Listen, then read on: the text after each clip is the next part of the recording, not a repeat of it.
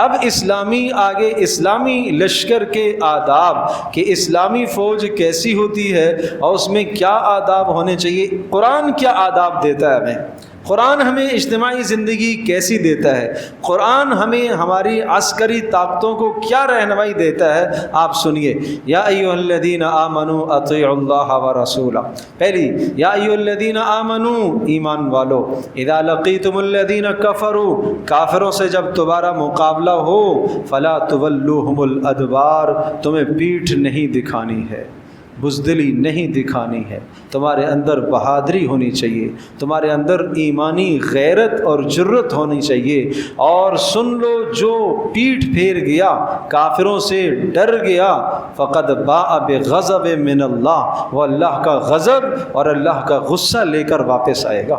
ومأواہ جہنم، اور اس کا ٹھکانہ جہنم ہے، اور وہ بہت بدترین ٹھکانہ ہے۔ نمبر 2، اطیع اللہ و رسولہ، ایمان والو، کامیابی چاہتے ہو، غیروں پر غلبہ چاہتے ہو، اللہ اور اس کی رسول کی اطاعت بنیاد ہے، اس کے بغیر تم غیروں پر غالب نہیں آ سکتے، کسی بھی صورت میں غالب نہیں آ سکتے۔ نمبر 3، یا ایھا الذین آمنوا، اچھا عجیب بات، ہر ادب یا ایھا الذین آمنوا سے، یا ایھا الذین آمنوا سے ذکر کرا، اور میں یہ پہلے عرض کر چکا ہوں، جہاں یا ایھا الذین آمنوا آتا ہے وہاں اللہ کسی خاص حکم کی طرف اشارہ کرتا ہے۔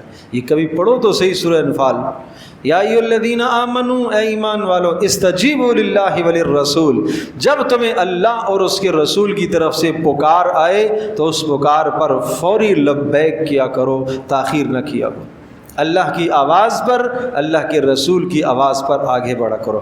اور نمبر 4، یا ایھا الذین آمنوا لا تخونوا اللہ والرسول، اسلامی لشکر کے آداب میں سے چوتھا ادب کہ تمہاری زندگی میں خیانت نہیں ہونی چاہیے، اس لیے کہ بہت بڑے مال تمہارے پاس آئیں گے، مال غنیمت، ملک تم فتح کرو گے، فتوحات کا زمانہ آئے گا، تو اگر خیانت کا مزاج ہوا تو پھر وہاں تم مال غنیمت میں خیانت کرو گے۔ خیال کرنا، خیانت بہت برا عمل ہے، اور آپس میں ایک دوسرے کے ساتھ بھی خیانت نہ کرنا۔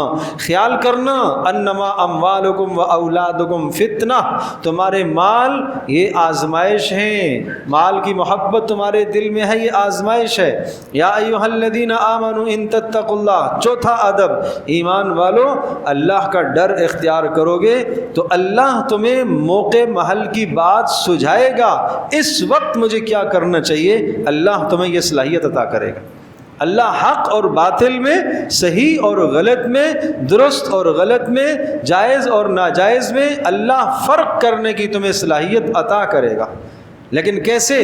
تقوی کی بنیاد پر، اگر تمہارے دل میں اللہ کا ڈر ہو۔ رسول اللہ صلی اللہ علیہ وسلم کا ارشاد پاک ہے، المؤمن ینظر بنور اللہ، مومن تو اللہ کے نور سے دیکھا کرتا ہے۔ 5واں ادب، چھٹا، یا ایھا الذین آمنوا، اے ایمان والو، اذا لقیتم فئۃ، جب کافروں سے تمہاری ملاقات ہو، میدان جنگ گرم ہو، فاثبتوا واذکروا اللہ، پہلی بات تو یہ کہ ثابت قدم رہنا ہے، واذکروا اللہ، اللہ کو کثرت سے یاد کرنا ہے، لعلکم تفلحون، تاکہ تم کامیاب ہو جاؤ۔ واطیعوا اللہ ورسولہ، اللہ اور اس کے رسول کی اطاعت کرنی ہے، ولا تنازعوا، اور آپس میں لڑنا نہیں ہے، آپس میں دست و گریباں نہیں ہونا۔ ہمیشہ کافر طاقتیں کوشش کریں گی تمہیں آپس میں لڑانے کی، اگر تم آپس میں لڑ گئے فتفشلوا، تو تم بزدل بن جاؤ گے، وتذهب ريحكم، اور پھر تمہارا رعب جو کافروں کے دلوں میں ہے وہ ختم ہو جائے گا، واصبروا، اور تمہیں جمنا ہے، ان اللہ مع الصابرین، اللہ تو جمنے والوں کے ساتھ ہے، اللہ صبر کرنے والوں کے ساتھ ہے۔ یہ تو اندرونی صفات تھی کہ ایک اسلامی لشکر کو اس طرح سے ہونا چاہیے اور ان صفات کا حامل ہونا چاہیے۔ ساتھ ساتھ فرمایا وَأَعِدُّوا لَهُم مَّا اسْتَطَعْتُم مِّن قُوَّةٍ وَمِن رِّبَاطِ الْخَيْلِ، اور ظاہری طاقت کو بھی آپ استعمال کریے گا، ظاہری طاقت کو بھی بڑھاؤ، عسکری طاقت کو بھی بڑھاؤ، اور اچھی اچھی تربیت حاصل کرو، ترہبون بہ عدو اللہ، اس سے کیا ہوگا؟ تاکہ اللہ کے دشمنوں پر رعب پیدا ہو اور تمہارے دشمنوں پر رعب پیدا ہو۔ یہ بھی مقصود ہے، یہ بھی مطلوب ہے کہ اسلامی لشکر یا اسلامی ملک ایسی ترقی کرے، ایسی ٹیکنالوجی لے آئے، ایسے نئے نئے ہتھیار ایجاد کرے جو کافروں کے پاس نہ ہوں۔ اسلام روکتا نہیں ہے، اسلام حکم دیتا ہے۔ تمہیں کیوں آج غیروں کی مرہون منت ہو؟ تمہیں کیوں آج غیروں سے یہ سب چیزیں لینی پڑتی ہیں؟ اپنے اندر یہ صلاحیتیں پیدا کرو، اپنی طاقتوں کو بڑھاؤ، اپنی ایمانی طاقتوں کو بھی بڑھاؤ، اپنی ظاہری طاقتوں کو بھی بڑھاؤ۔